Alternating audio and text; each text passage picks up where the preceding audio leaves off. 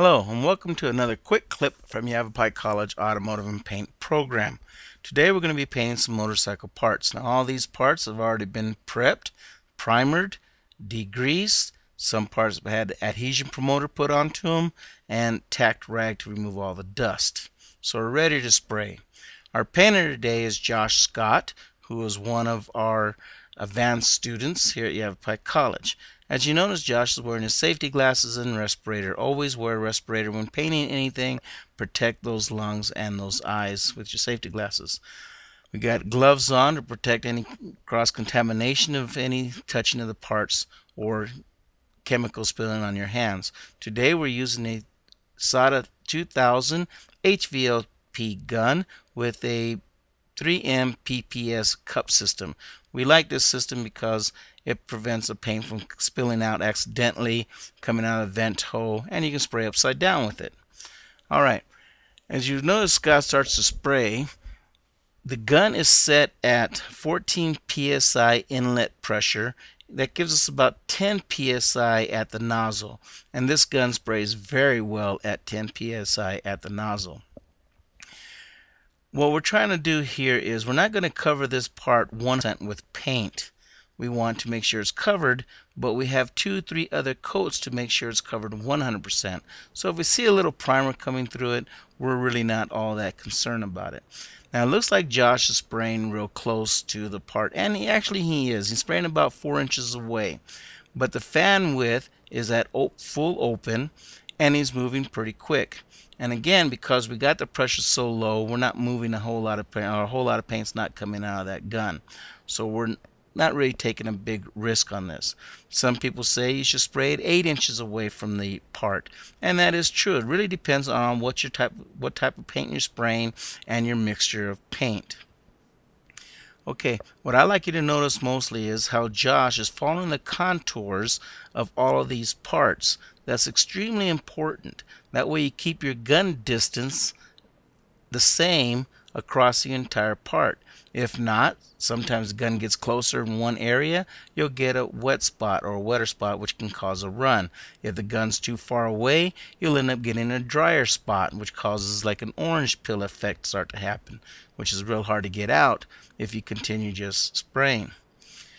So you want to follow the contour of all of these parts, a car, motorcycle parts, whatever, and watch out for indentations and molding areas and stuff like that where paint can actually build up. If you happen to get a run while you're painting, stop, fix the run, and then continue. Just don't continue to paint over your run or clear over the runs and hoping it's going to smooth out, because more than likely it is not going to smooth out. So you just need to stop, fix it, and continuing. In class, I'll show you some nifty ways to fix a run while it's still wet, and then you can continue painting. Alright, so as we're spraying our parts, again, we're going to spray these things 2-3 times, make sure they're fully covered. Between each coat, we're waiting approximately 8 to 10 minutes between coats. Now that all the parts have been painted and colored properly, we waited 20 minutes for flash time, and now we're clearing it. As you can see, Josh is adding the clear on now. The clear we're using is Advantage Clear, which is okay clear. I mean, it's not your top of the line, and it's not a terrible clear either. It's fairly decent middle of the line clear. You can get this clear for about $100 a gallon. That includes the hardener with it. Now, if you notice, Scott's still spraying close to it. He's only about 4 inches away from his project, but he's moving a little bit slower. The reason he's doing this is because we're spraying this part wetter than normal. The reason being is we want to avoid color sanding, cut and buffing these parts when we're done. So he's going to lay the first coat on just on the heavy side of wet, without going overboard. Now that's a key thing right there, because there's a fine line between wet and too wet where you get all the runs. And again, if you get a run, you just need to stop and fix the run and then continue. Don't try to hide it by adding more clear. That just doesn't work. Alright, in between each coat of clear, we're going to wait approximately 10 minutes and then clear again. We'll have a total of 3 coats of clear when we are done. There's no sense in putting more on, because the more clear you add on, the less it has a ability to adhere. In fact, it might even peel off or wrinkle up on you if you have too much clear, because you're not allowing the solvents to come out, evaporate. If you want to put on more clear like that, have 5-6 coats of it, then you need to go ahead and put on your 2-3 coats, color sand it, make it smooth, make sure it's cured, and then go ahead and put on the other 2-3 coats that you might want after that. And that's probably the best way to proceed with this. So watch carefully as you're spraying. Make sure your movement and your technique is the same throughout the whole thing.